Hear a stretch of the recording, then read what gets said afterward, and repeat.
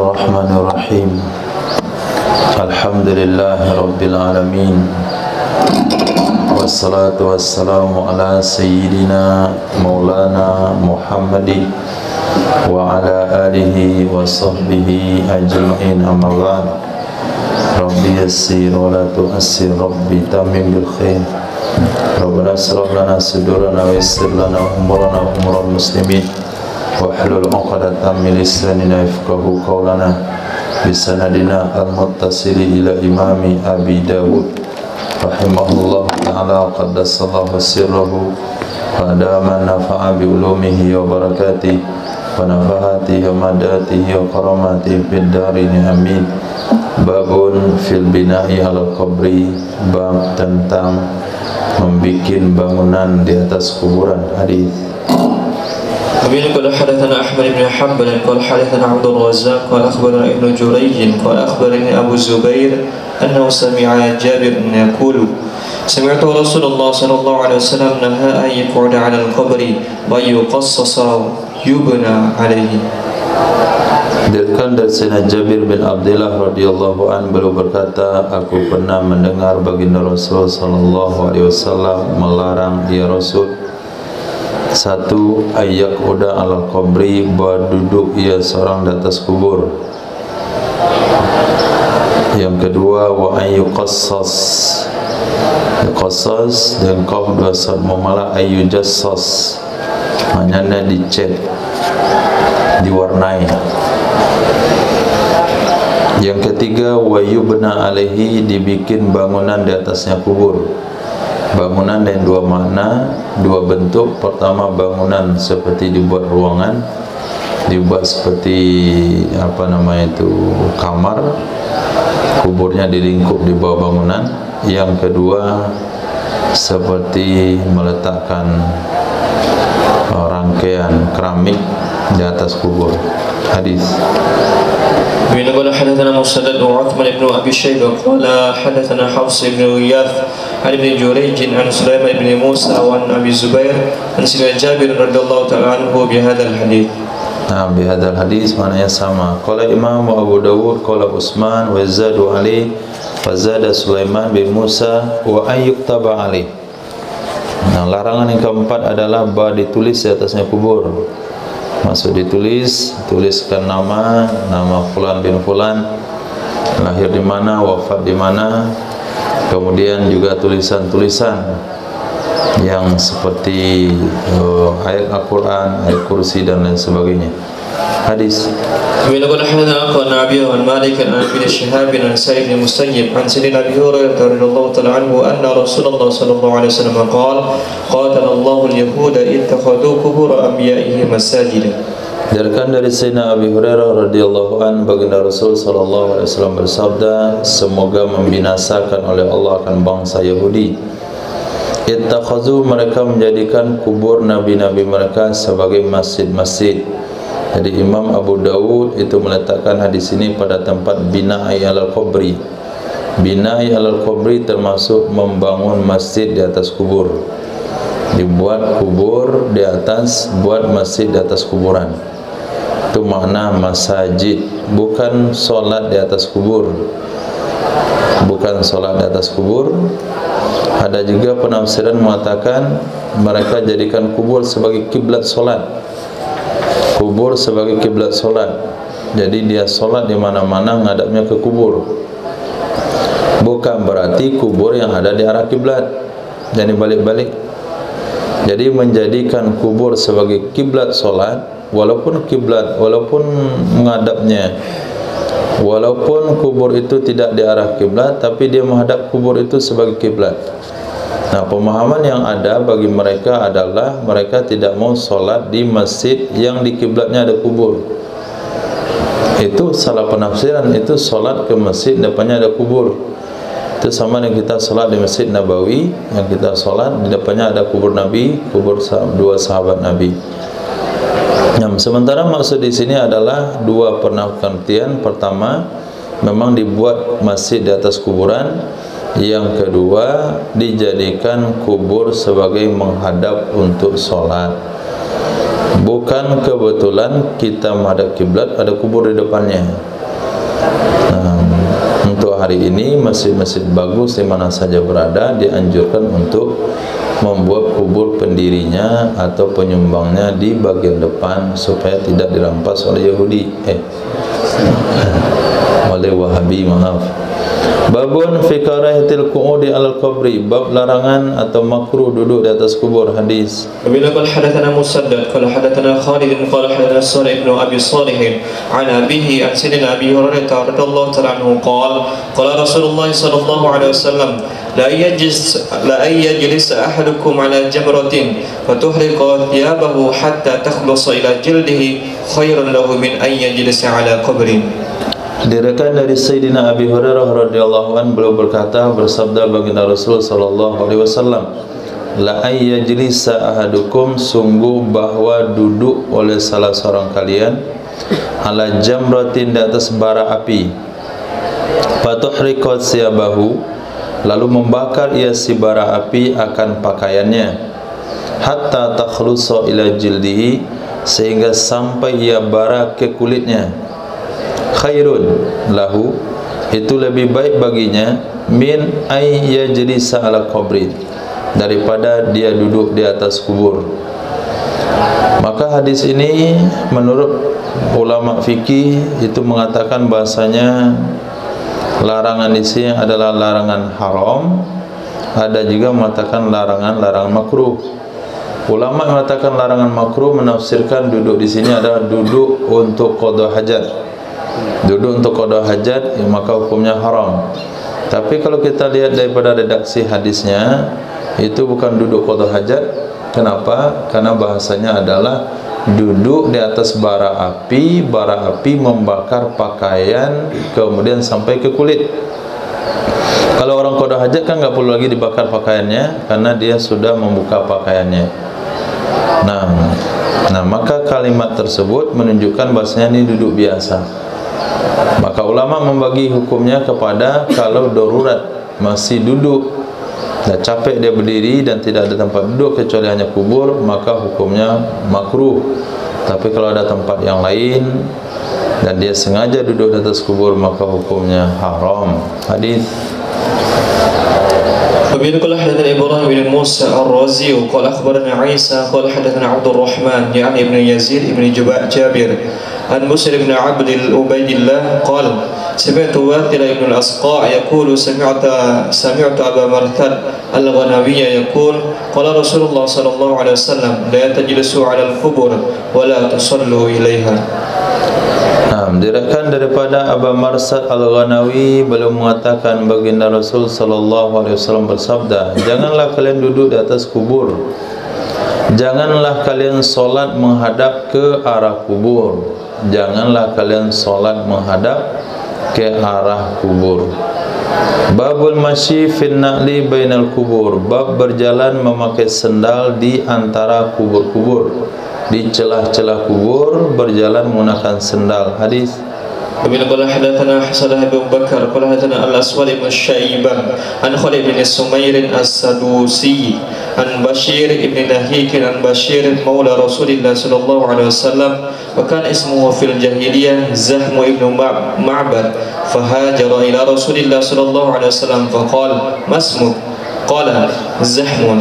قال بل أنت بشير. قال بينما أنا أماشي رسول الله صلى الله عليه وسلم مر بقبور المشركين فقال لقد سبق هؤلاء خيرا كثيرا ثلاثا ثم مر بقبور المسلمين فقال لقد أدرك هؤلاء خيرا كثيرا وحانت برسول الله صلى الله عليه وسلم نظرة فإذا رجل يمشي في القبور عليه نعلان فقال يا صاحب السبتيتين ويحك ألقي السبتيتيك فنظر الرجل فلما عرف رسول الله صلى الله عليه وسلم خلعهما فرمى بهما.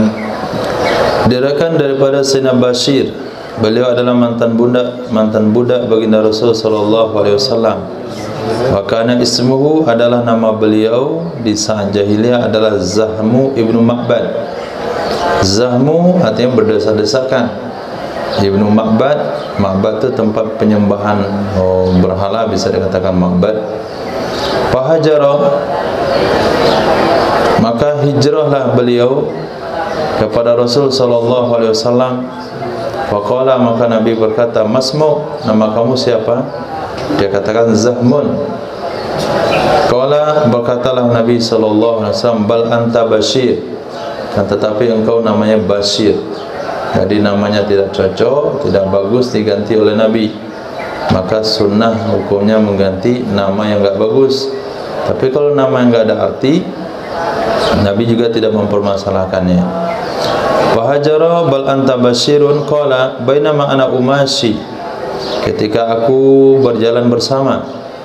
Bainama ana, ketika aku umashi, aku berjalan bersama baginda Rasul sallallahu alaihi wasallam.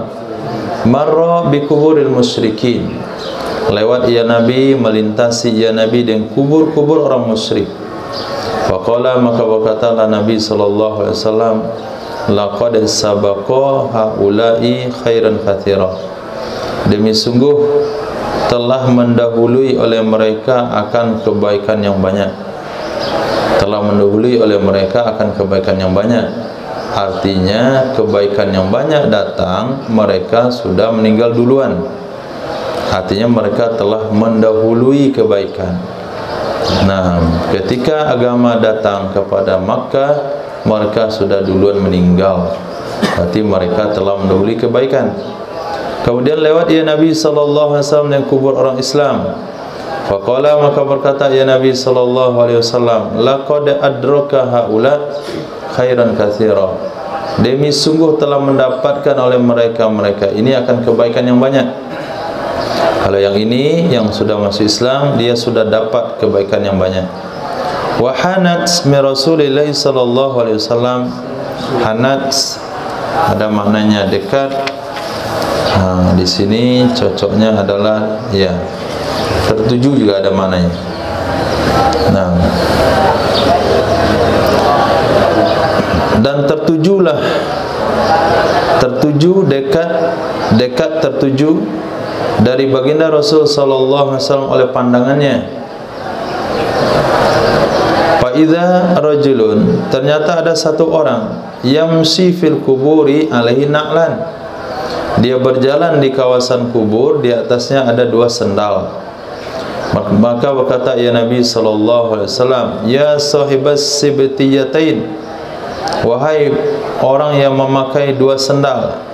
Sibtiyatain adalah dua sendal dan terbuat dari kulit yang bulunya dicukur, terbuat daripada kulit kambing atau kulit domba, tapi bulunya enggak ada lagi. Nah, ada juga sendal yang berbulu, ada yang tanpa bulu. Yang enggak ada bulu namanya sibtiyatain. Waihak, celaka kamu. Alki sibtiyataik, buanglah kedua sendalmu.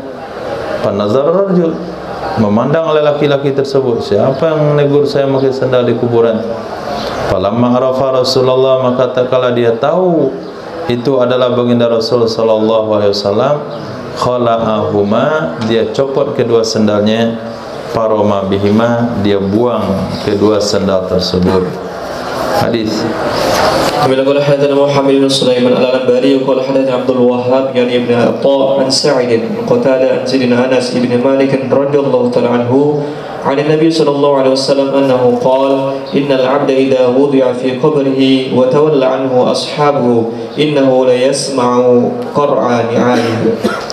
Diriwayatkan kepada Sayyidina Anas bin Malik radhiyallahu an dari Nabi sallallahu alaihi wasallam, sesungguhnya beliau pernah bersabda, sesungguhnya seorang hamba idza wudi'a fi qabrihi, apabila telah diletakkan ia si hamba di dalam lubang kuburnya, di dalam liang kuburnya, wa tawalla anhu, berpaling meninggalkannya hamba, tawallaan an berlil bu'ud, berpaling dari berpaling meninggalkannya hamba, ashabu, oleh kawan-kawannya, oleh sanak pemilihnya.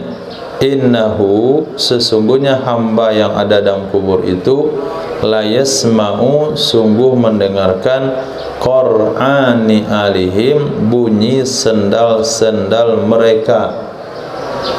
Nah, hadis pertama mengatakan Nabi melarang orang memakai sendal di kawasan kubur. Hadis di sini Nabi ceritakan berarti orang-orang yang ngantarin jenazah ke kubur, ketika mereka balik pulang, orang yang ada dalam kubur bisa dengarkan bunyi sendal orang yang ngantarin dia. Mereka yang mengantarkan dia. Berarti di hadis di sini boleh hukumnya bagi orang datang kawasan kubur untuk memakai sendal. Nah, hadis pertama dengan hadis kedua, maka terjadilah perpaduan hukum. Maksudnya larangan tadi itu bukan larangan haram, tapi larangan makruh. Makruh hukumnya memakai sandal di kawasan kubur kecuali darurat. Maksud darurat adalah kawasan itu tidak cocok. Kalau enggak jalannya tanpa sandal, mungkin kaki akan sakit dan sebagainya. Tapi kalau kawasan-kawasan Baqiyah, itu kawasan yang tertata rapi, itu bagusnya enggak pakai sandal. Nah, tapi kalau kawasan kita ada semak belukar, nah itu bagusnya pakai sandal. Jadi larangannya bukanlah larangan haram, hanya larangan makruh. Jadi boleh-boleh saja pakai sandal kalau ada tuntutan darurat lainnya. Nah, babun fi tahwil mayyit min maudihi lil amri yahdus. Bab memalingkan mayit, memindahkan mayit dari tempatnya karena ada sesuatu yang terjadi. Nah, قال حدثنا سليمان بن حرب قال حدثنا محمد بن زيد عن سعيد بن يزيد أبي مسلمة عن أبي نضرة عن سيدنا جابر رضي الله تعالى عنه قال دفن مع أبي رجل فكان في نفسي من ذلك حاجة فأخرجته بعد 6 أشهر فما أنكرت منه شيئا إلا شعيرات كن في لحيتي مما يلي الأرض. Diriwayatkan dari Sayyidina Jabir bin Abdullah radhiyallahu an qala, beliau berkata, dufina ma'a abi rajulun, dikuburkan bersama bapakku akan satu orang lainnya. Artinya satu kubur ditempatkan dua orang. Fakana fi nafsi min dzalika haja, maka adalah pada diriku, adalah di dalam batinku dari karena demikian tu hajat. Ada perasaan tidak senang, ada perasaan tidak punya ada, perasaan sedih tak bagaimana. Fa akhrajtuhu, maka aku keluarkan akannya bapakku setelah 6 bulan. Fama angkartu minhu syai'an, maka tidak ada yang aku tidak kenali, maka tidak ada yang aku ingkari. Maksudnya tidak ada yang aku tidak kenali darinya bapak sedikit pun, kecuali hanya beberapa lembar bulu yang ada pada jenggotnya bapak, mimma yal ardi, karena itu merapat ke tanah. Karena beberapa lembar bulu itu rapatnya ke tanah. Jadi 6 bulan bapak saya dikuburkan, ada perasaan saya tidak enak, kenapa bapak saya dikuburkan satu tempat yang orang lain. Saya gali kuburan tersebut, ketika saya keluarkan bapak saya setelah 6 bulan, seluruh tubuh yang saya lihat dari beliau itu semuanya seperti biasa. Enggak ada yang aku tidak mengenalinya, semuanya sama, kecuali hanya beberapa lembar bulu, beberapa lembar jenggot yang ada di dagunya yang kebetulan itu dekat ke tanah, jadi agak berubah warnanya. Yang lain persis, enggak ada masalah, utuh seperti biasa. Nah, ini salah satu jasa sahabat yang utuh 6 bulan. 6 bulan itu udah masa yang lama itu, karena orang 7 hari dalam kubur itu udah meletus. Nah, hari pertama dia mulai berubah, hari kedua udah mulai gembung, hari ketiga ada bulat kayak balon, hari keempat itu udah meletus, menyembur semuanya, matanya keluar daripada sarangnya. Nah, barulah pesta pora, cacing-cacing di situ. Kalau 6 bulan saya rasa itu udah separuh daripada bangkainya sudah habis. Tapi sahabat ini itu dijaga badannya oleh Allah, tidak dimakan tanah. Nah, Sayyidina Jabir bin Abdullah radhiyallahu ta'ala anhu memindahkan bapaknya karena ada perkara. Jadi boleh bongkar kubur karena ada sesuatu. Salah satunya adalah untuk keperluan otopsi. Nah, keperluan otopsi yang mungkin melibatkan kasus kematian, ada orang lain yang tertuduh sebagai pembunuh, meracuni dan sebagainya, sehingga diotopsi. Itu boleh. Yang kedua, mungkin kepentingan umum, misalnya mau bikin masjid sehingga kubur dipindahkan, atau jalan raya dan sebagainya. Itu boleh-boleh saja. Tapi kalau kepentingan pribadi nggak boleh. Atau dia jual tanah, dia pindahkan kubur kakeknya, itu juga tidak boleh, kecuali memang nggak ada tanah yang dijual dan uangnya diperlukan, itu boleh-boleh saja. Nah, jadi memindahkan mayit dari kubur karena ada perkara, itu hukumnya boleh. Kalau nggak ada perkara mendesak, tidak boleh. Babun fis sana'i alal mayyiti, bab menyanjung di atas mayit. Nah, ويقول حدثنا حفص بن عمر قال حدثنا شعبة عن إبراهيم بن عامر عن عامر بن سعد عن سيدنا أبي هريرة رضي الله تعالى عنه قال مروا على رسول الله صلى الله عليه وسلم بجنازة فأثنوا عليها خيرا وقال وجبت، ثم مروا بأخرى فأثنوا عليها شرا فقال وجبت، ثم قال إن بعضكم على بعض شهداء. Diriwayatkan dari Sayyidina Abi Hurairah radhiyallahu an, beliau berkata, marru, mereka lewat di atas baginda Rasul sallallahu alaihi wasallam membuat seorang jenazah. Fasnau alaiha, lalu mereka menyanjung di atasnya jenazah akan kebaikan. Ini orang ini soleh, nah udah meninggal, orang soleh kita. Ini orang ini baik nih. Saya pernah berteman dia baik sekali. Kala, Nabi katakan wajabat. Kemudian mereka lewat kembali membawa jenazah yang lain, lalu mereka menyanjung di atasnya akan kejelekan. Ini bahasa sindiran saja. Seharusnya bukan menyanjung, tapi menyebut di atasnya jenazah akan kejelekan. Alhamdulillah lah, dah mati dia. Ini ayam kita nggak akan hilang lagi. Nah, nggak ada lagi narkoba tempat kita, dah mati dia. Saya syukur kali kalau dia mati, tenang saya hidup di sini. Nah, itu ucapan-ucapan terhadap jenazah tersebut. Nabi katakan wajabat. Nah, riwayat yang lain, Sayyidina Umar bin Khattab radhiyallahu ta'ala tanya kepada Rasul, ya Rasulullah, kok wajabat kedua-duanya? Yang baik yang wajabat, yang tidak baik juga wajabat. Nabi katakan, inna ba'dakum ala ba'din syuhada. Sesungguhnya sebahagian kalian di atas sebagian yang lain adalah saksi. Maksudnya, apabila kalian mengatakan, terlontar lidahnya untuk memuji, berarti dia saksi, bahasanya itu orang baik, dia wajib masuk surga. Apabila yang lain menyebut kejelekannya ketika dia sudah meninggal dunia, berarti orang itu adalah saksi bahawa ini orang jahat, maka dia wajib masuk neraka. Nah, akhirnya hadis ini dimanfaatkan oleh sebagian orang. Enggak ada masalah sebetulnya, hanya doa saja.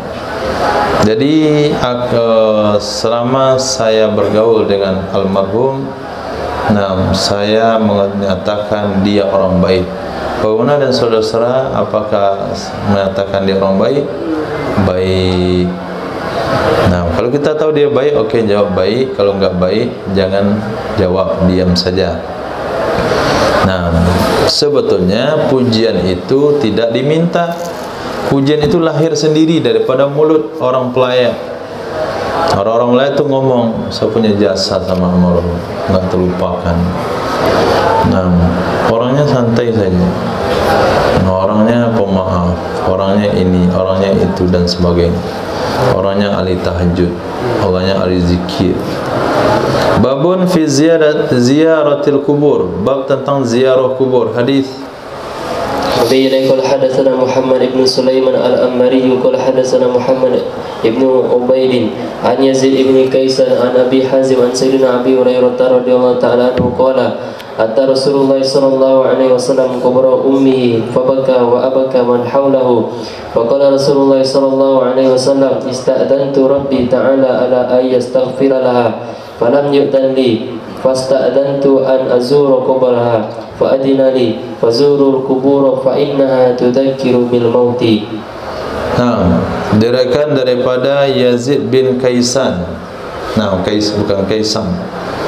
An Abi Hazim, dari Sayyidina Abi Hurairah radhiyallahu an, beliau mengatakan, ata Rasulullah, telah mendatangi oleh baginda Rasul sallallahu alaihi wasallam akan kubur ibunya. Fabaka, maka menangis ya Nabi sallallahu alaihi wasallam. Wa abaka man haulahu, membuat menangis ya Nabi akan orang yang di sekitarnya Nabi.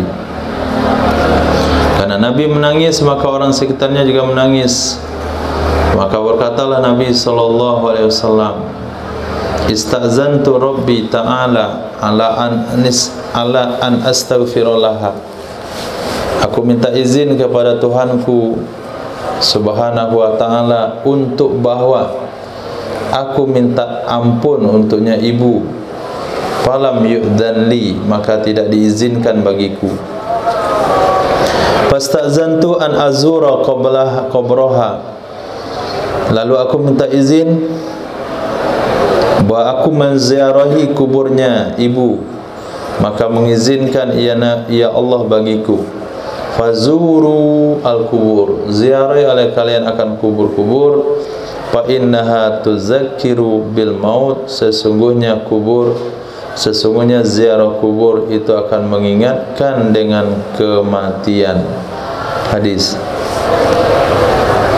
Bila qala hadatsana Ahmad ibn Yunus qala hadatsana Mu'arrif ibn Wasil an Muharib ibn Bitar an ibni Buraidah an abihi aqala qala Rasulullah sallallahu alaihi wasallam, nahaitukum an ziyaratil kubri wazuruha fa inna fi ziyaratiha tadhkiratan.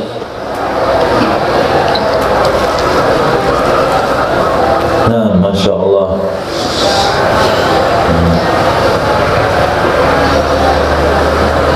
Ini penafsiran daripada Imam Aunul Ma'bud. Agak ini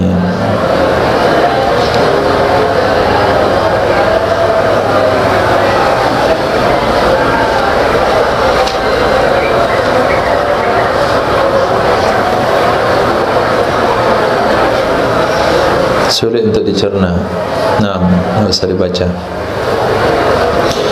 Diriwayatkan daripada ini Buraidah daripada bapaknya Sayyidina Buraidah radhiyallahu anhu, qala Rasulullah sallallahu alaihi wasallam, nahaitukum an ziyaratil kubur fazuruha. Aku melarang kalian dari ziarah kubur, maka ziarahilah oleh kalian akannya kubur. Fa inna fi ziyaratiha tadhkirah, sesungguhnya di dalam menziarahinya kubur itu tazkirah, mengingatkan kepada kehidupan akhirat. Babun fi ziyaratin nisa'i al-kubur, bab tentang bolehkah wanita menziarahi kubur. Hadis. Bila qala hadatsana Muhammad ibn Katsir qala akhbarana Syu'bah an Muhammad ibn Zuhada qala sami'tu Abu Salih yuhaddithu an Sayyidina Abdullah bin Abbas radhiyallahu ta'ala anhu qala la'ana Rasulullah sallallahu alaihi wasallam zairatil kubur wal muttakhidina 'alaiha al masajid was suruj. Diriwayatkan dari Sayyidina Abdullah bin Abbas radhiyallahu anhu, beliau berkata, telah mengutuk oleh baginda Rasul sallallahu alaihi wasallam akan wanita-wanita penziarah kubur dan orang-orang yang menjadikan di atasnya kubur akan masjid-masjid. Dia buat kubur, dibuat masjid di atas kuburan, sehingga disediakan di sana tempat ibadah, tempat solat, sehingga orang solat di samping kubur. Kemudian suraja, lampu-lampu. Maka jangan buat seperti bangunan rumah, kemudian dikasih lampu, hiasan, kemudian dikasih kelambu, berlapis-lapis kelambunya dan sebagainya. Lalu dipajang foto di situ, lalu datang penziarah, lalu memberikan sumbangan-sumbangan macam-macam. Ini bagian yang dilarang di dalam Islam. Kalau kubah-kubah, bangunan-bangunan yang dibuat untuk para ulama-ulama, itu sebagian ulama membolehkannya, hanya sekedar kubah saja, tidak ada hiasan-hiasan yang lain. Kalau hari ini entah ulama entah enggak dia, yang jelas dia punya nenek moyang, dia bikin kuburan, masya Allah. Kalau kita tinggal di situ nggak ada lagi ngerinya ke akhirat. Masuk kawasan kubur itu bukan mengingatkan ke akhirat, tapi mengingatkan kepada keduniaan. Dan kita pikir berapa harga lampu gantung kubur ini, berapa biaya pembangunannya ini, berapa harga keramiknya. Nah, sehingga Imam Nawawi rahimahullah ta'ala beliau berpesan, kalau meninggal tidak mau dibikinkan kubah. Maka setiap orang yang bikinkan kubah di atas kubur Imam Nawawi langsung roboh. Nah, karena beliau anti sekali dengan kubah. Nah, di antara para ulama ada yang bertasamuh, memberikan toleransi kepada beberapa orang, mungkin wali, ulama soleh dan sebagainya. Tapi ada beberapa ulama mengatakan tegas, nggak mau sama sekali, yaitu diantaranya Imam Nawawi rahimahullah ta'ala. Babu ma yakulu idza zaral kubura aw marra biha. Bab apakah yang seseorang baca apabila dia menziarahi kubur atau melintasi kubur. Nah, Nabi qala hadatsana al-Qanabi an Malik anil Ala bin Abdurrahman an Abi an Sayyidina Abi Hurairah radhiyallahu ta'ala anhu anna Rasulullah sallallahu alaihi wasallam kharaja ila al-maqbarati wa qala assalamu alaikum dara qaumin mu'minin wa inna insyaallah bikum lahiqun. Diriwayatkan dari Sayyidina Abi Hurairah radhiyallahu anhu, sesungguhnya Rasul sallallahu alaihi wasallam keluar ya Rasul ke lokasi perkuburan. Maka berkata ya Nabi, assalamualaikum dara qaumi mu'minin. Kesejahteraan terhadap kalian wahai kampung kaum yang beriman, qaumi mu'minin. Itu adalah dar, itu adalah kampung, itu adalah negara.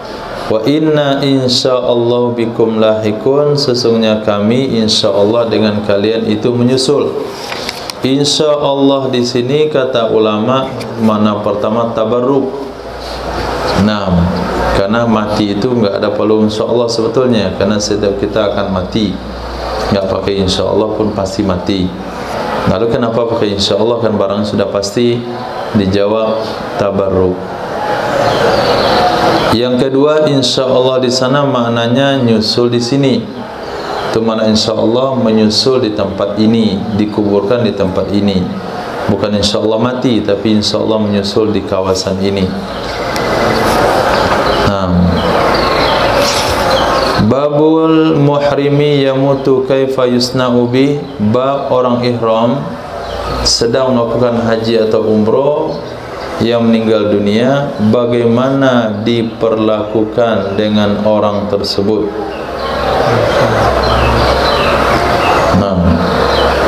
Wabillahi qala hadatsana Muhammad ibn Katsir qala akhbarana Sufyan qala hadatsani Amr ibn Dinar an Sa'id ibn Jubair an Sayyidina Abdullah bin Abbas radhiyallahu ta'ala anhu qala utiya an-nabiy sallallahu alaihi wasallam bi rajulin wa qassathu rahilatuhu famata wa huwa muhrimun faqala kuffinuhu fi thawbayhi waghsiluhu bima'in wa sidrin wa la tukhammiru ra'sahu fa inna Allah yab'atsuhu yawmal qiyamah bilabbi.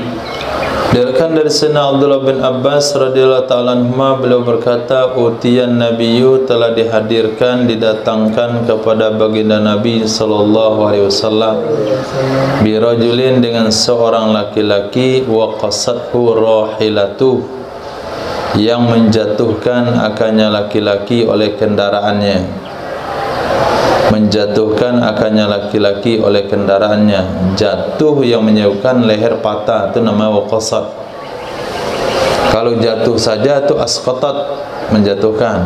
Tapi kalau jatuh dari unta lalu sampai di bawah lehernya patah, nah itu namanya waqasat. Waqasathu rahilatuhu famata, meninggallah orang tersebut, wa huwa muhrim, sementara dia sedang ihram. Faqala, maka berkatalah Nabi sallallahu alaihi wasallam, kafinuhu fi thawbayh, kafankan oleh kalian akan orang ihram tersebut pada 2 lembar pakaiannya. Jadi dipakaikan kepadanya dua pakaian ihramnya. Wausilu bima'in wasidrin, mandikan oleh kalian akannya dengan air yang bercampur dengan daun bidara. Wala tukhammiru ra'sahu, jangan kalian tutup akan kepalanya. Wala tukhammiru, jangan kalian tutup akan kepalanya. Fa innallaha, maka sesungguhnya Allah Subhanahu wa taala yab'atsuhu, akan mengirim, akan membangkit ia Allah akannya orang ihram pada hari kiamat, yulabbi, yang melantunkan talbiyah ia orang ihram. Jadi orang ihram itu melantunkan talbiyah, sehingga riwayat-riwayat yang kita dengar, yub'atsun nasu ala ma yamut, akan dibangkit manusia pada hari kiamat dalam kondisi dia meninggal. Qala Imam Abu Dawud, sami'tu Ahmad bin Hanbal yaqulu fi hadzal hadis, khamsu sunan.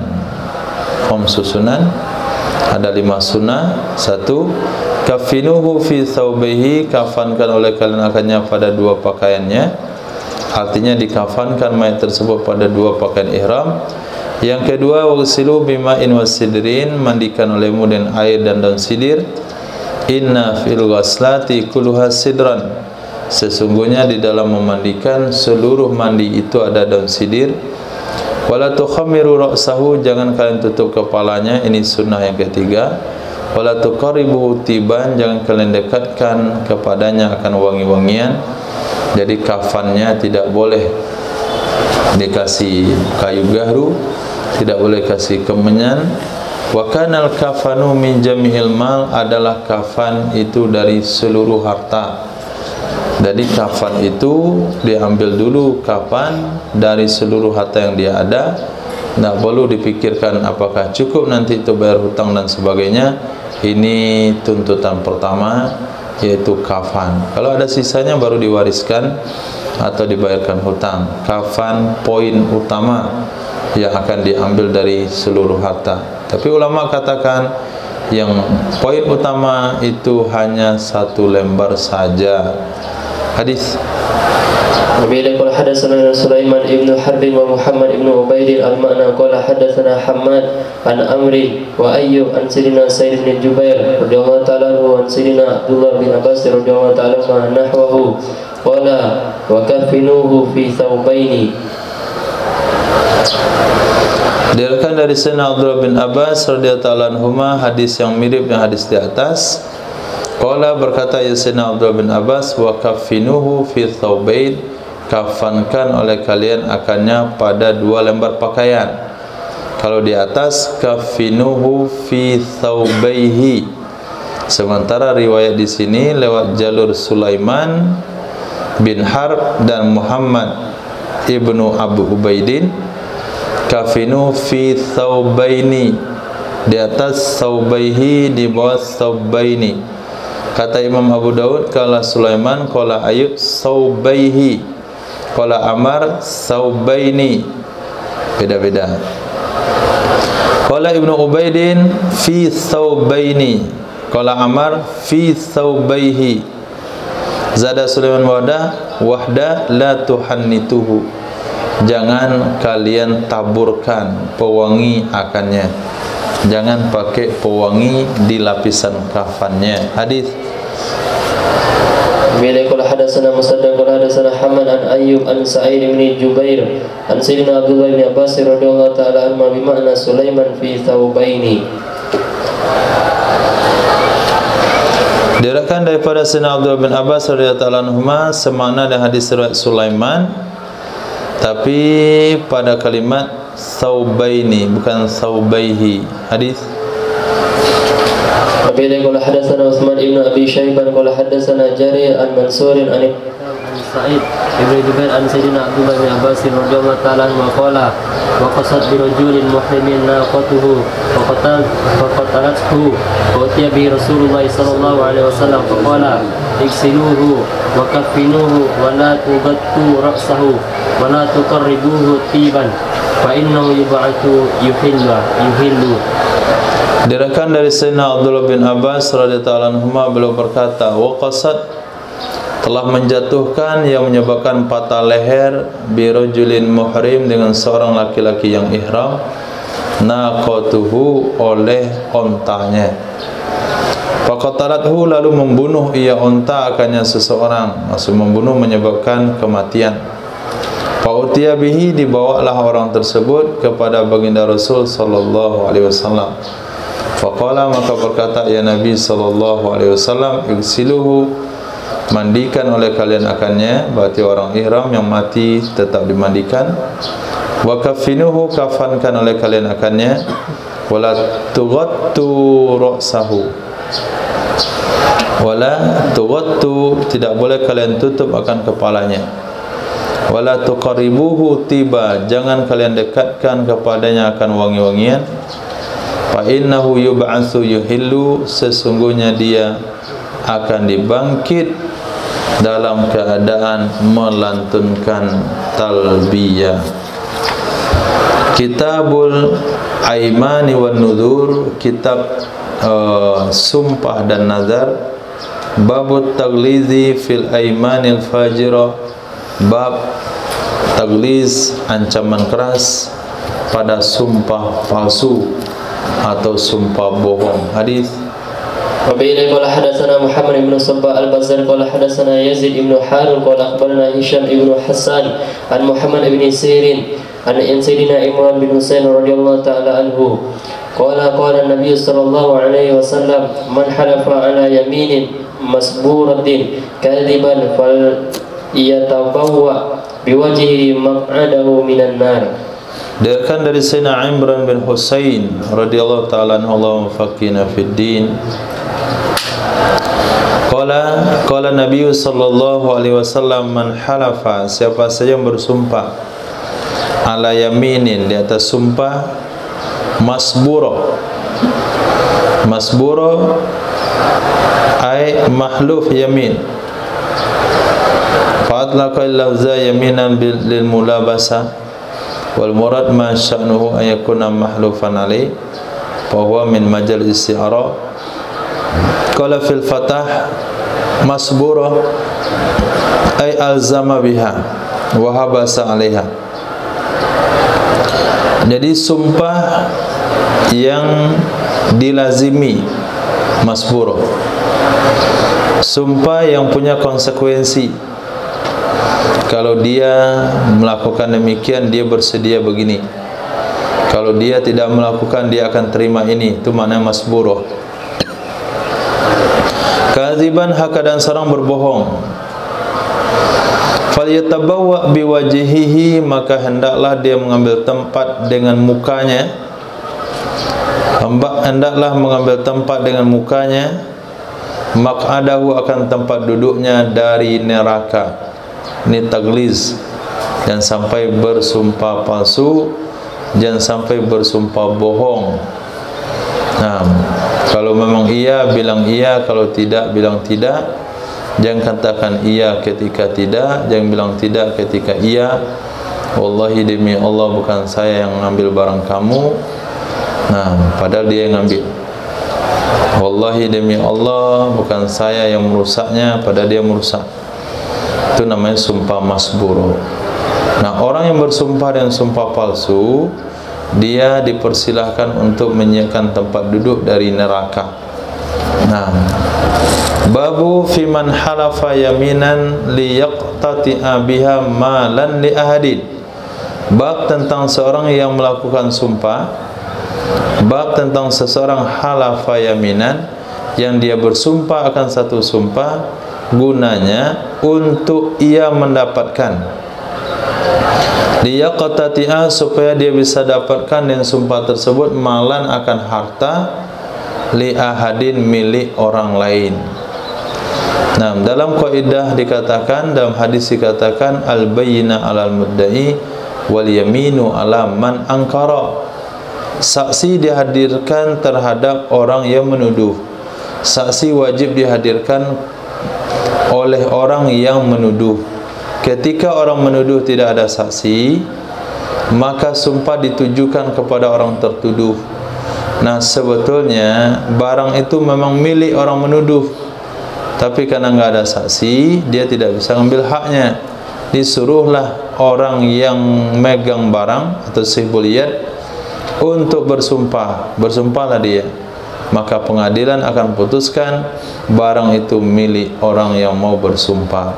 Sementara itu bukan barang dia. Berarti sumpah dia adalah untuk mengambil hak orang lain. Hadis. وبه قال حدثنا محمد بن عيسى وحناد بن سري المعنى قال حدثنا أبو معاوية قال حدثنا الأعمش عن شقيق عن سيدنا عبد الله رضي الله تعالى عنه قال قال رسول الله صلى الله عليه وسلم من حلف على يمين هو فيها فاجر ليقتطع بها مال امرئ مسلم لقي الله وهو عليه غضبان وقال الأشعث في والله كان ذلك كان بيني وبين رجل من اليهود أرض وجحداني فقدمته إلى النبي صلى الله عليه وسلم فقال للنبي صلى الله عليه وسلم هلك بينة قلت لا قال لليهودي احلف قلت يا رسول الله إذن يحلف ويذهب بمالي فأنزل الله تعالى Innal ladzina yashtaruna bi ahdillahi wa aymanihim thamanan qalila ila akhir ayat. Nah, diriwayatkan daripada Sayyidina Abdullah ibn Mas'ud radhiyallahu taala anhu. Kalau ada Abdullah dalam hadis tanpa disebutkan riwayatnya, tanpa disebutkan nama bapaknya, maka beliau adalah Sayyidina Abdullah ibn Mas'ud. Qala, berkatalah Nabi sallallahu alaihi wasallam, man halafa, siapa saja yang bersumpah ia ala yaminin, di atas satu sumpah, wa fiha fajid, dianya seseorang padanya sumpah itu berbohong, liyaqtati'a, supaya dia mendapatkan dengannya sumpah akan harta seorang muslim, itu laki Allah, bertemu ia seorang dengan Allah Subhanahu wa taala, wa huwa alaihi ghadban, dianya Allah di atasnya seseorang itu marah. Faqala Ash'as, berkata Sayyidina Ash'as, fiya wallahi kana dzalik, tentang diri aku demi Allah terjadinya hal itu, tentang aku demi Allah terjadinya hal itu. Beliau sebagai korban, bukan sebagai pelaku. Kana baini wa baina rajulin minal yahud, adalah di antara aku dan di antara seseorang dari Yahudi itu tanah. Jadi ada tanah sengketa antara aku dan seorang Yahudi. Fajahadani, lalu dia mengingkari aku. Kata dia, ini tanah saya bukan tanah kamu. Faqaddamtuhu ila nabiyyi, maka aku laporkan akannya Yahudi kepada Nabi SAW. Pada itu tanah kongsi atau tanah milik aku, tapi dikelola oleh Yahudi. Ketika saya mau mengaku itu tanah aku, dia tidak mau menerimanya. Dia katakan tanah dia. Saya laporkanlah kepada Nabi SAW. Sampai pengadilan di hadapan Nabi. Faqala li, berkata kepada aku oleh baginda Rasul SAW, alaka baina, apakah kamu punya saksi yang mengatakan itu tanah kamu? Saya bilang tidak ada, wahai Nabi. Al-bayyinah alal mudda'i, kalau tidak ada bayyinah alal mudda'i, wal yaminu ala man ankara, sumpah kepada orang yang dituduh. Qala lil yahud, berkata Nabi kepada Yahudi tersebut, ihlif, bersumpahlah kamu, karena itu undang-undangnya. Qultu, aku katakan ya Rasulullah, idza yahlif fayazhab bimali. Idzan yahlif, kalau begitu dia akan bersumpah. Yahudi kamu suruh bersumpah, ya bersumpahlah dia. Apa masalah bagi Yahudi itu?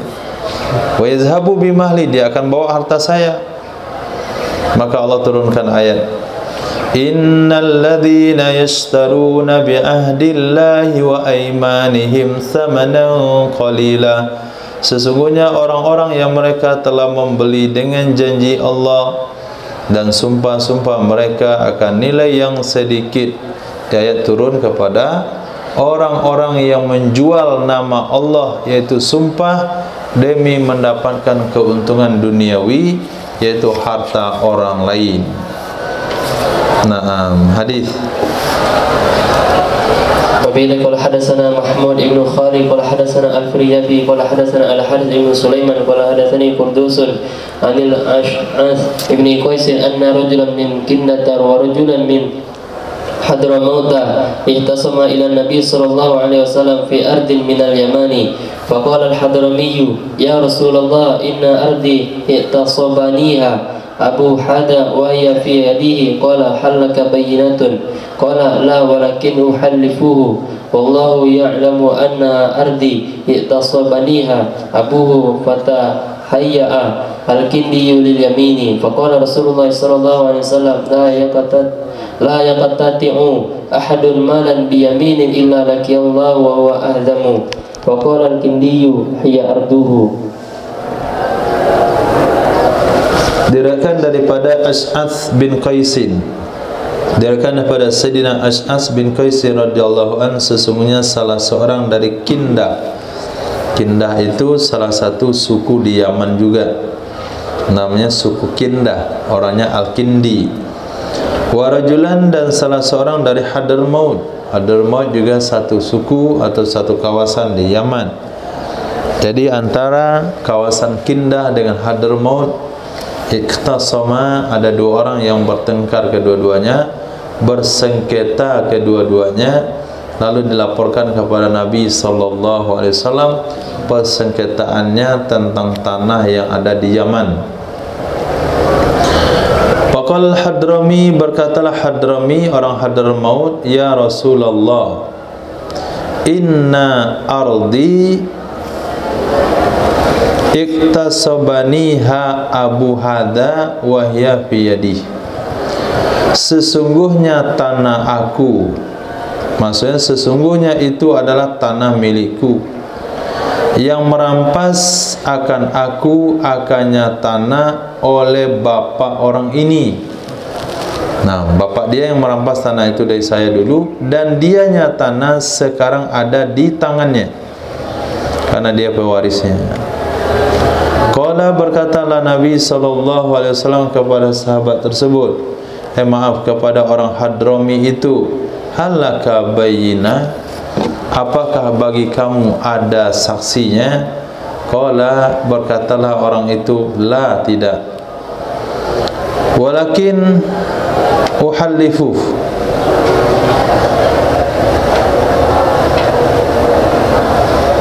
walakin uhallifuhu, akan tetapi aku kepengen meminta bersumpah akannya orang Kindi, akan tetapi aku kepengen menyumpahkannya si Kindi. Wallahu ya'lamu annaha ardi, dan Allah tahu sesungguhnya tanah itu adalah tanah aku, iktasabaniha abuhu, yang merampas akan aku akannya tanah oleh bapaknya. Fatahayya al-kindi lil yamin, siap-siaplah orang Kindi itu untuk bersumpah. Maka berkatalah Rasul sallallahu alaihi wasallam, nah sebelum kamu bersumpah dengarkan ini dulu, la yaqtati'u ahadun malan biyaminin, tidaklah mengambil oleh seseorang akan satu harta dengan sumpah, melainkan dia akan bertemu dengan Allah dan dia dalam keadaan kusta. Nam, faqala al-Kindi hiya ardu, itu tanah dia. Nah, ini Muslim. Dia ketika diancam dengan dosa, beliau tidak mau bersumpah. Kalau Yahudi yang tadi mungkin dia bersumpah. Nah, sebelum bersumpah pahami dulu ini konsekuensi sumpah. Ini yang macam-macam ya. Nah, kalau enggak benar jangan bersumpah. Kalau benar sumpah saja enggak ada masalah. Kalau enggak ini bahaya. Nah, laknat Allah. Bagaimana itu laknat Allah? Dia akan dijauhkan oleh Allah dari rahmatnya. Artinya kalau dia tanam apapun enggak akan tumbuh. Itu orang dijauhkan laknat Allah. Nah, kalau dia buat apa saja enggak akan berhasil. Ini bahayanya tentang sumpah. Maka jangan berani-berani bersumpah. Nah, akhirnya lepas dia, iya memang saya ngambil gitu. setelah dia ancam, oh ya itu barang dia, oh ya itu tanah dia. Nah, jadi ada juga sampelnya dalam kehidupan sahabat, orang-orang yang dia ancam dengan sumpah lalu dia takut kepada Allah dan dia mengaku. Hadis. Wabillahi qala hadatsana Hanan ibn Sirri qala hadatsana Abul Ahwas an Simakin an Alqamah ibni Wa'il ibni Hujrin al-Hadrami an Abi qala ja'a rajulun min Hadramaut wa rajulun min Kinnata ila Rasulillah sallallahu alaihi wasallam faqala al-Hadrami ya Rasulullah sallallahu alaihi wasallam inna hadha qalabani ala ardin kanat li abi faqala al-Kindi hiya ardi fi yadi azra'uha laysa lahu fiha haqqun qala faqala an-nabiy sallallahu alaihi wasallam lil Hadrami alaka bayyinatun qala la qala falaka yaminu qala ya Rasulullah innahu fajirun la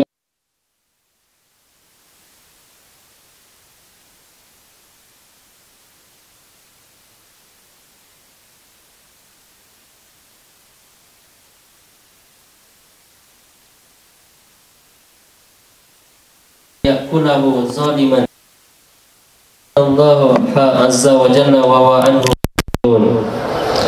Nah, diriwayatkan daripada Alqamah bin Wa'il bin Hujr al-Hadrami, dari ayah beliau Wa'il bin Hujrin al-Hadrami.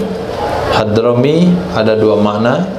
Pertama orang Hadramaut, yang kedua maknanya orang yang hidup di zaman Nabi tapi tidak jumpa dengan Nabi, itu juga Hadrami.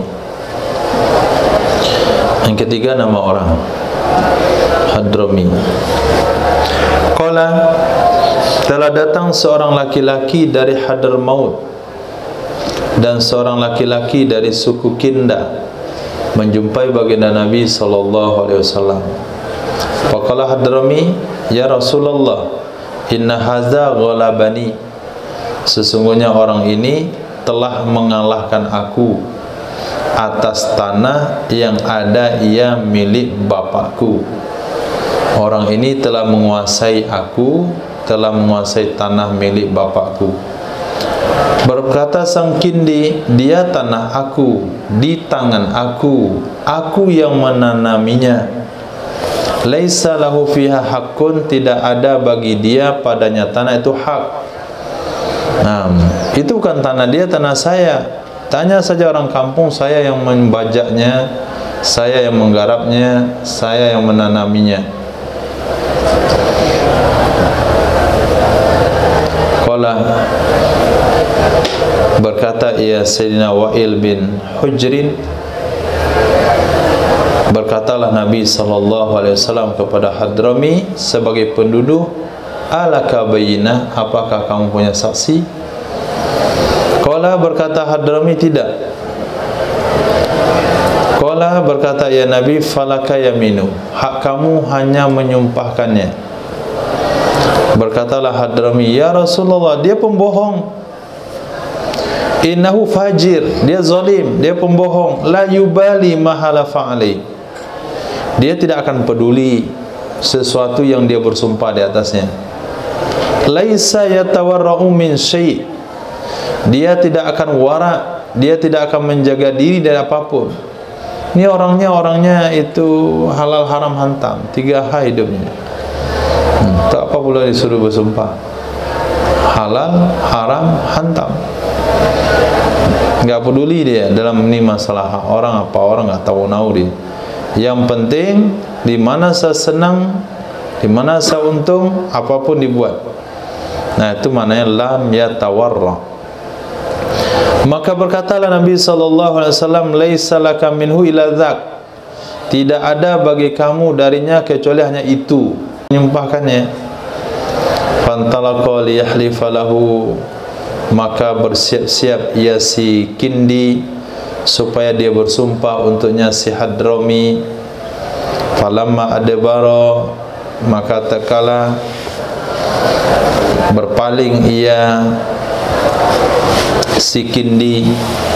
Maka berkatalah Nabi sallallahu alaihi wasallam, amma la in halafa ala malin, adapun demi jika bersumpah ia di atas harta, liyakulahu zaliman, supaya dia akan makan harta tersebut keadaan dia zalim, la yalqayannallaha, sungguh benar-benar dia akan bertemu dengan Allah Azza wa Jal, dan dianya Allah, darinya orang itu akan berpaling.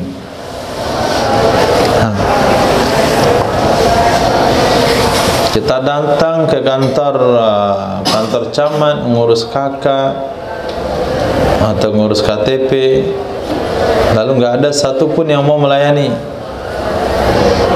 Tanya siapa, pura-pura nggak tahu dia, pura-pura nggak dengar, tanya siapa saja. Itu pun sudah menyulitkan kita. Kita datang ke kedai mau makan, ngomong sama orang kedai itu minta pesan ini, dia cuek saja, gak mau dengarin pesanan kita. Itu kalau seluruh orang buat begitu di dunia ini, itu kita gak bisa hidup. Nah, bakalan gak bisa hidup. Setiap angkot yang di stop, gak ada yang berhenti satupun. Nah, itu dia akan susah hidupnya di dunia ini. Semua transport online, semuanya cancel dia. Ya, hari ini susah hidupnya. Itu baru makhluk, dia masih bisa usaha sendiri. Nah, tapi kalau pulang ke akhirat, tempat bergantung hanya Allah Subhanahu wa Ta'ala, dan Allah tidak terima dia, mana nasib orang bersumpah untuk ngambil harta orang lain. Ada uang kawannya jatuh, tinjak pakai kaki, cari-cari nggak ada, lepas itu baru diambil. Uang siapa nih? Uang saya jatuh barusan. Saya itu, saya. Coba kamu sumpah, wallah ini uang saya jatuh. Gara-gara uang jatuh, besok di akhirat kelak Allah nggak terima dia. Nah, jadi sumpah palsu itu berat. Babu maja'a fi ta'zimil yamini inda mimbarin nabi. Bab hadis yang diriwayatkan tentang mentakzim sumpah di dekat mimbar Nabi sallallahu alaihi wasallam. وبه قال حدثنا عثمان بن ابي شيبه قال حدثنا ابن نمير قال حدثنا هاشم بن هاشم قال اخبرني عبد الله بن نسطل من ابي كثير بن سلطي انه سمع جابر بن عبد الله قال رسول الله صلى الله عليه وسلم لا يحلف احد عند منبري هذا على يمين آثمة ولو على سواك أخضر إلا تبوأ مقعده من النار أو جبت وله النار أو وجبت له النار. Diriwayatkan daripada Sayyidina Jabir bin Abdullah radhiyallahu an, beliau berkata, bersabda baginda Nabi sallallahu alaihi wasallam, tidak boleh bersumpah oleh siapapun. Tidak bersumpah oleh siapapun, bukan tidak boleh, la nafi, tidak bersumpah oleh siapapun di dekat mimbar aku yang ini, ala yaminin asima, di atas sumpah yang berdosa. Sumpah berdosa adalah sumpah memperkuat kebohongan. Walau ala siwakin akhdar, walaupun atas siwak hijau. Atas siwak hijau, enggak ada siwak yang hijau, tapi siwak yang masih segar. Illa tabawwa'a maq'adahu minan nar, kecuali dia telah mengambil tempat duduknya di neraka. Atau riwayat yang lain, wajabat lahun naru, wajib baginya masuk neraka. Jadi bersumpah di dekat mimbar Nabi sallallahu alaihi wasallam diancam wajib neraka, walaupun hanya untuk mengambil, hanya untuk menzalimi orang lain, hanya dengan sebatang kayu siwak yang masih segar. Nah, oleh sebab itu dalam fikih Syafi'iyah dikatakan sumpah sumpah li'an itu dilakukan di atas mimbar masjid. Nah, dilakukan di atas mimbar Masjid Jami ba'da salat asar. Gunanya untuk mentakzim, menguatkan wibawa daripada praktek sumpah tersebut, sehingga memicu rasa takut kepada orang bersumpah dan supaya dia mundur dari sumpah tersebut. Maka dibuatlah di masjid ba'da asar.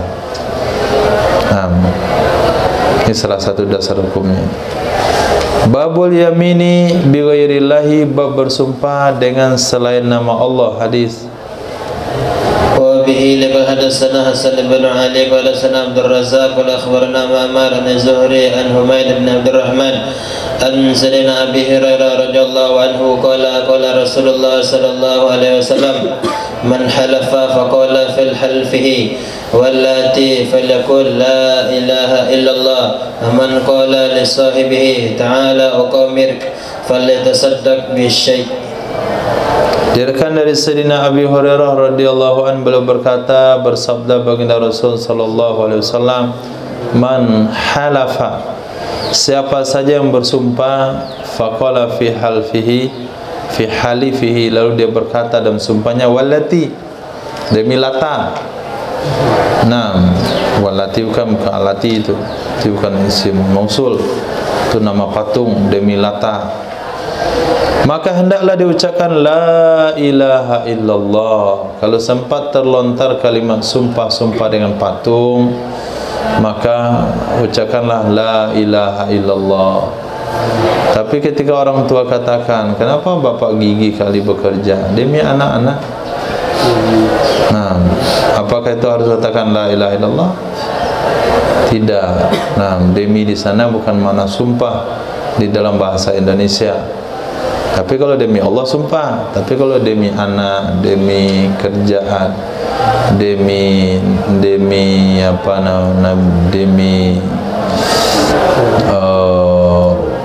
usaha, demi popularitas, khair, itu bukan sumpah. Enggak perlu ucapin la ilaha illallah.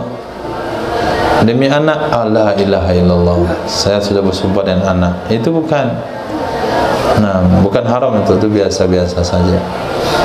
Wa man qala li sahibihi, siapa yang bilang sama kawannya, ta'ala uqamirka, ayo ke sini kita judi yuk.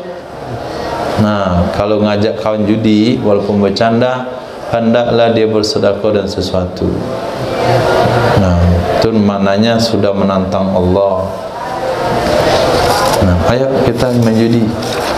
Nah, yang bilang begitu sedekah. Nah, kesinilah biar kamu saya bunuh. Nah, itu juga harus bayar sedekah, kafarat penghapus dosa, walaupun enggak sengaja, walaupun bercanda, karena mulut kamu itu lantang untuk melanggar hukum Allah. Apalagi dia bilang, ayo, ayo apa? Diajaknya calon istrinya berzina, itu harus dicambuk dia itu 50 kali. Nah, baru bersih dia, baru boleh kahwin. Nah, ada ampun, harus cambuk satu sekali. Babun fi karahiyatil halfi bil aba. Bab hukumnya makruh bersumpah dengan bapa. Nah, demi bapakku. Demi dalam artian memang demi sumpah ya, bukan demi dalam artian karena. Kalau demi bahasa kita itu karena. Nah, karena bapak, karena anak, karena usaha. Ini demi betul yang mana sumpah.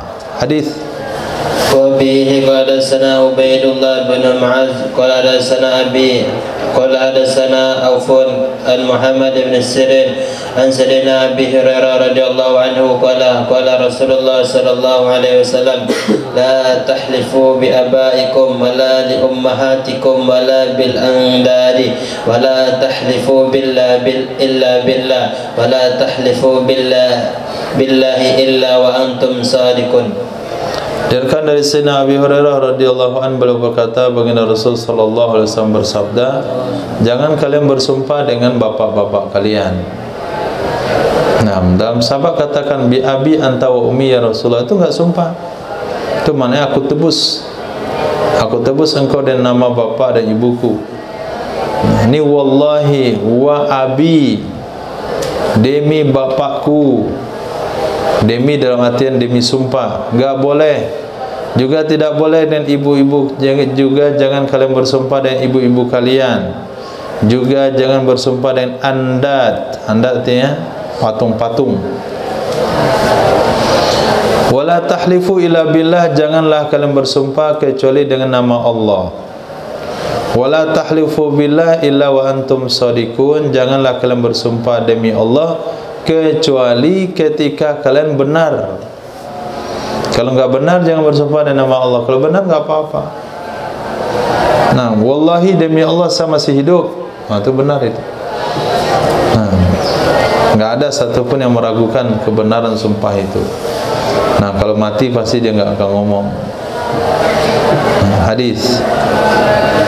وبه حدثنا أحمد بن يونس قال حدثنا زهير عن عبيد الله بن عمر عن نافع عن ابن عمر عن سيدنا عمر بن الخطاب رضي الله عنه أن رسول الله صلى الله عليه وسلم أدركه وهو في رب وهو يحلف بأبيه فقال إن الله ينهاكم أن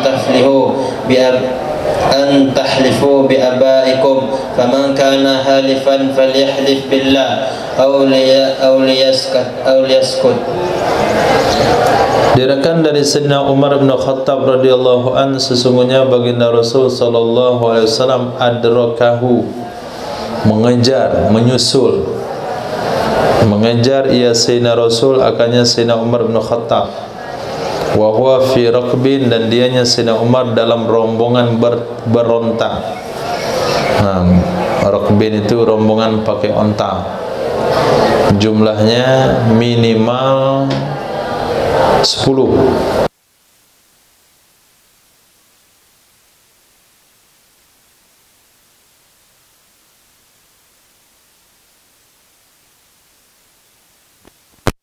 Nah, Nabi dengar Sayyidina Umar bersumpah dengan bapaknya, lalu Nabi kejar.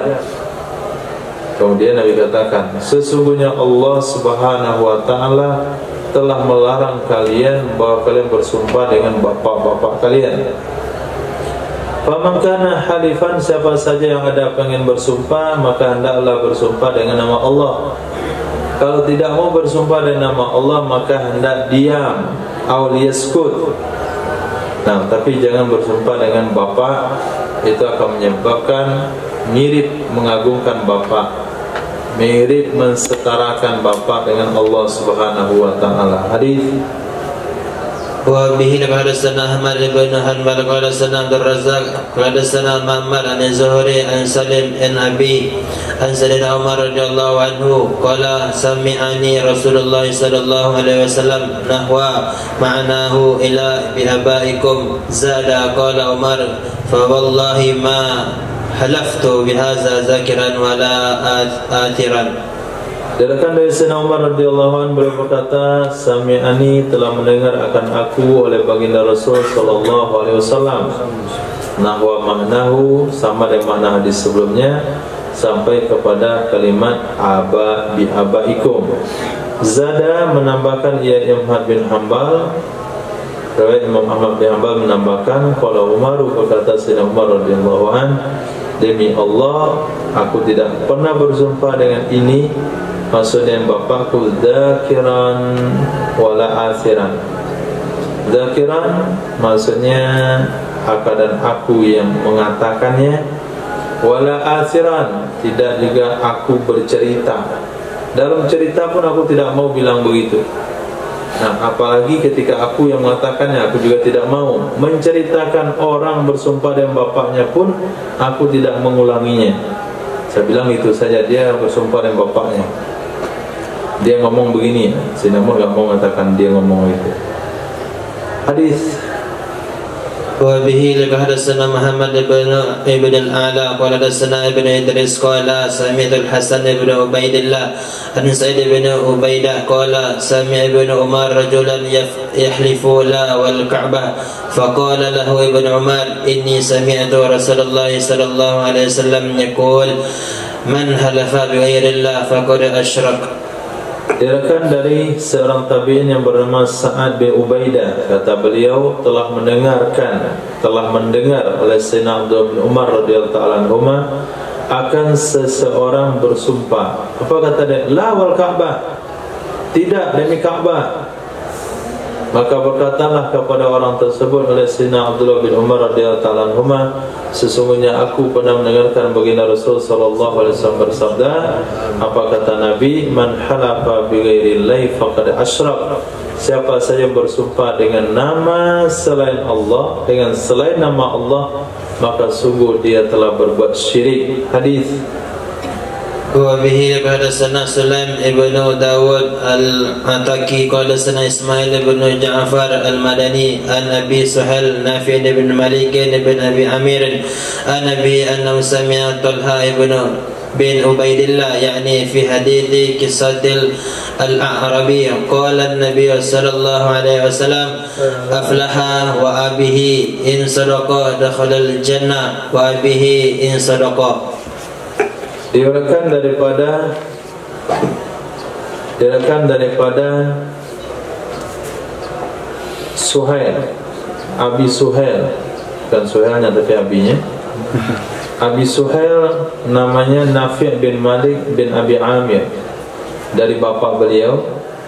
Sesungguhnya bapak beliau pernah mendengarkan Sayyidina Talha bin Ubaidillah, yakni tentang kisah A'rabi. Tentang kisah A'rabi. Kisah yang mana yang dimaksudkan di Rullah?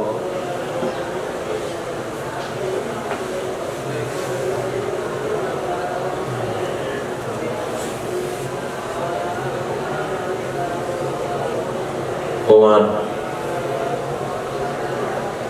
aku pernah mendengar Rasul sallallahu alaihi wasallam, beliau pernah mendengar Sayyidina Talha bin Ubaidillah bercerita atau meriwayatkan hadis Nabi tentang kisah A'rabi. Apa kata Nabi di situ? Lihat hadisnya dulu. Qala Nabi sallallahu alaihi wasallam aflaha wa abihi in sadaq. Sukses, beruntung ia si A'rabi demi bapaknya jika dia jujur. Dakhala al-jannata, dia akan masuk surga. Wa abihi, demi bapaknya kalau dia jujur. Nah, A'rabi itu kisahnya apa? Yang Nabi komentarnya begitu. Umar,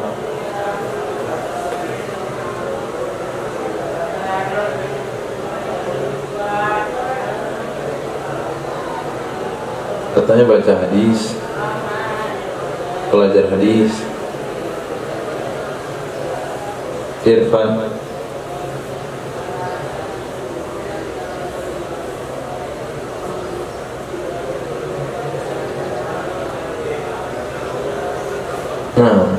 Zahrani,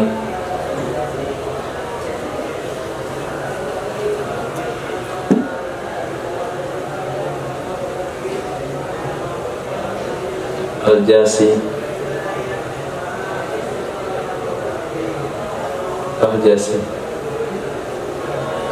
Al-Jasi itu yang pakai jas pagi hari.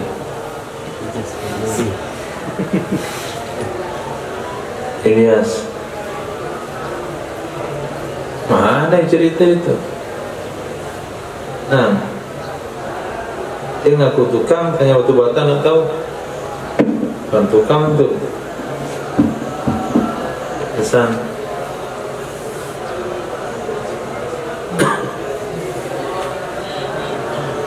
Arabi yang mana? Arabi itu banyak, yang kencing di masjid, yang datang kepada Nabi, ya Rasulullah, kampung sudah hancur, ternak dah mati, minta hujan. Itu Arabi juga. Arabi yang beriman, kalau biasa beriman, seharusnya beriman. Arabi yang mana? Arabi yang melakukan Arabi yang lakukan amalan wajib. Jadi Arabi atas Sayyidina siapa tadi? Sayyidina Talha bin Ubaidillah, ada salah seorang Arabi datang dari kejauhan, dia ngomong, kami tidak ngerti apa yang dia omongin. Itulah orang Arabi belum sampai dah ngomong. Nah, kadang-kadang kita kini ketemu sama Arabi yang Arabi. Nah, belum lagi ucapkan salam dia dah ngomong, izin saya. Arabi.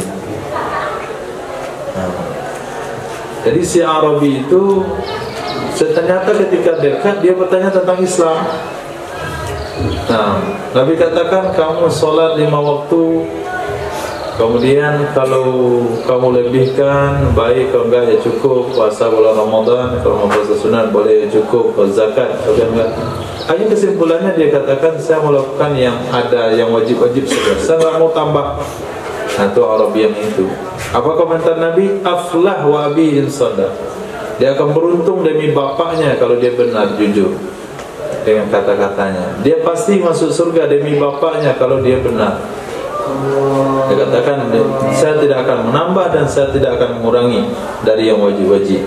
Nah, di situ Nabi bersumpah menggunakan bahasa wa abihi. Apa komentar ulama? Mungkin saja riwayat ini sebelum ada larangan. Nah, itu satu. Tafsir hadis ini ketika nanti anda katakan tidak boleh bersumpah dengan bapak, lalu ada orang hadirkan hadis ini. Bagaimana ada hadis ini? Nabi bersumpah dengan bapak Arabi itu sendiri. Kenapa Nabi melarang? Jawabannya ada dua. Satu, sebelum datang larangan. Jawaban kedua, ada takdir Rabbi sana, wa Rabbi abi, demi Tuhan bapaknya. Jawaban yang ketiga, itu adalah kalimat yang berlaku di lidah orang Arab yang tidak maksudnya sumpah, termasuk dengan lawul yamin. Ada 3 jawaban untuk kalimat tersebut. Subhanallah bihamdihi, subhanallahi wa bihamdika, asyhadu an la ilaha illa anta, astaghfiruka wa atubu ilaik. Subhanaka rabbil izzati amma yasifun, wassalamun alal mursalin, walhamdulillahi rabbil alamin.